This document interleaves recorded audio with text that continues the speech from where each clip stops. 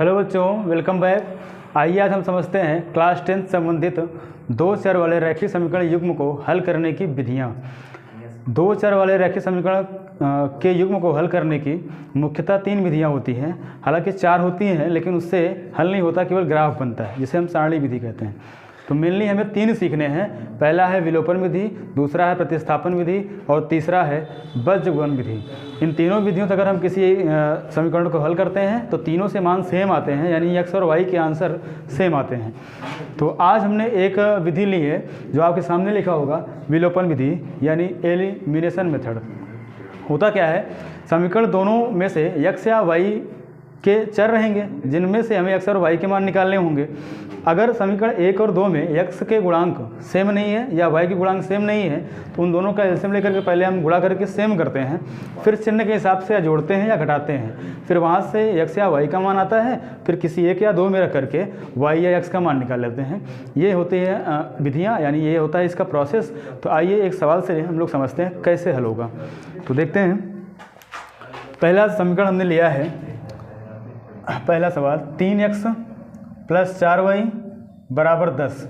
फिर अगला है 2x - 2y = 2। तो ये पहला समीकरण है, ये दूसरा है। अब इन दोनों को हमें देख करके ये समझना है कि हम किसका लोप करें, किसका विलोप करें, x का करें कि y का करें। अगर आप x का करोगे तो यहाँ 3 है और 2 है, दोनों में गुणा करना पड़ेगा। तो हमें ये देखना है कौन सा आसान रहेगा। अगर हम y को बराबर कर लें तो आसान रहेगा। अगर यहाँ 4 है तो यहाँ भी हम 4 बना लें तो काम बन जाएगा। इसका मतलब समीकरण 2 में हमें 2 से गुणा करना है, 2 से गुणा करेंगे तभी 4 बनेगा। तो यहाँ स्टेप आपको लिखना भी है, समीकरण 2 में 2 से गुणा। तो जब गुणा करेंगे तो एक स्टेप पे नहीं होगा, यानी एक पद में नहीं होगा, तीनों पदों में होगा। तो जैसे गुणा करेंगे 2 से, इसमें 2 दूना 4x बन जाएगा, इसमें गुणा करेंगे 2 दूना 4y बन जाएगा, इसमें करेंगे 2 दूना 4 बन जाएगा। तो ये हो गया समीकरण नंबर अब 3 बन गया। अगला है पहला वाला 3x + 4y = 10। ये समीकरण 1 था। जैसा कि मैंने अभी बताया कि अगर दोनों का चिन्ह समान है तो घटा लेंगे, और अगर दोनों का चिन्ह असमान है, असमान का मतलब या तो प्लस हो या तो माइनस हो, दोनों डिफरेंट हो तो हम लोग जोड़ लेंगे। तो देखिए, जैसे यहाँ पर माइनस है और यहाँ पर प्लस है, दोनों अलग अलग हैं, तो यहाँ पर हम लोग क्या करेंगे, जोड़ेंगे। तो आप यहाँ लिख सकते हैं जोड़ने पर लिख करके इसको हम लोग जोड़ने वाले हैं। तो -4y में +4y जब जोड़ेगा तो ये कट जाएगा, प्लस माइनस 0 हो गया। और 4x यहाँ पर है, 3x यहाँ पर, जब इनको जोड़ेंगे तो 4 × 3 = 7x हो जाएगा।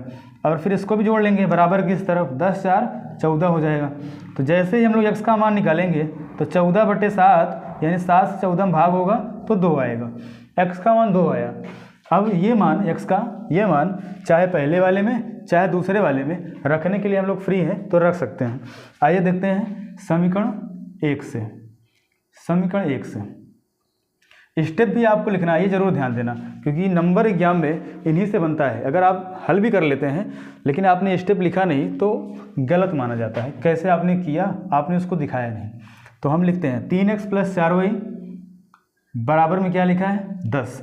तो x का मान अभी निकाले थे, 2 आया था, तो जहाँ x है वहाँ 2 रख लेंगे। 3 × 2 + 4y बराबर में 10 है। तो 4y पहले से है, ये 10, 3 दूना 6 हो जाएगा, ये उस तरफ जाएगा तो माइनस का 6 हो जाएगा। 10 में 6 गया 4, और ये किसके बराबर है, 4y के बराबर है। जैसे हम लोग भाग करेंगे तो 4 से 4 कैंसिल होके 1 आएगा, इसका मतलब y का मान 1 आया। तो इसी तरह से एक एग्जाम्पल और लेके आपको समझाते हैं कैसे हल होते हैं इस तरह के सवाल। 7x - 15y = 2 है पहला समीकरण, x + 2y = 3 है दूसरा समीकरण। ये पहला है, ये दूसरा है। चूँकि हम लोग आज पढ़ रहे हैं केवल विलोपन विधि, तो उसी से हल करेंगे, विलोपन विधि से। विलोपन का मतलब होता है x या y में से किसी एक को हटा देना है, यानी उसको 0 करके हमें अगला मान निकालना है। तो यहाँ पर हम लोग y को हटाए थे, x का मान निकाले थे। तो अब की बार हम लोग क्या करने वाले हैं, x को हटाने वाले हैं। ठीक है, तो x को हटाने के लिए आप देखिएगा यहाँ 7x है, यहाँ केवल x है, तो इसको भी 7 बनाना है जब तक ये। तो हमें क्या करना है कि x के गुणांकों को इक्वल करना है। इक्वल कैसे होगा, यहाँ 7 है, इसको भी 7 बनाएंगे। तो 7 बनाने के लिए समीकरण 2 में 7 से गुणा करेंगे, तो वो स्टेप हमें यहाँ लिखना है। समीकरण 2 में 7 से गुणा, तो जैसे ही आप 7 से गुणा करेंगे तो यहाँ 7x बन जाएगा और 7 दूना 14y बन जाएगा और 7 तिरिक 21 बन जाएगा। ये समीकरण नंबर 3 बना। पहला वाला नीचे लिख लेंगे, 7x माइनस 15y बराबर में 2, ये पहला वाला था।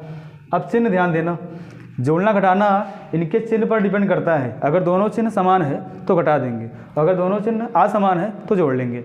अभी समान है तो घटाएंगे, तो यहाँ आप लिख सकते हो घटाने पर लिख करके इसको घटाएंगे। जैसे घटाएंगे यहाँ चिन्ह बदलेगा, ये माइनस होगा, ये प्लस होगा, ये माइनस होगा, तो प्लस माइनस कट गया। प्लस माइनस जैसे कटा तो ये खत्म हो गया, केवल y बचा।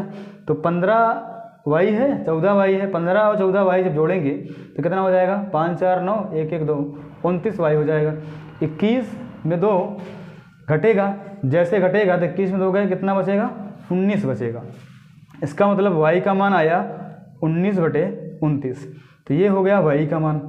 एक बार चेक करते हैं, 5 4 9 1 1 2 सही है। अब यही मान हम लोग क्या करने वाले हैं, किसी एक में रख लेंगे, चाहे पहले वाले में चाहे दूसरे वाले में। तो आप लोग जब रखेंगे तो वहाँ से यक्स आएगा। तो आई होप ये विधि आपको ज़रूर समझ में आई होगी। तो इस तरह के 3-4 सवाल लेकर के आप ज़रूर हल करें। जैसा हल करेंगे तो आपको प्रैक्टिस बन जाएगी और एग्जाम में इस तरह के सवाल ज़रूर बनते हैं।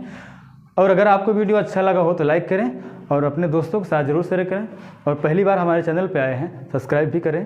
धन्यवाद।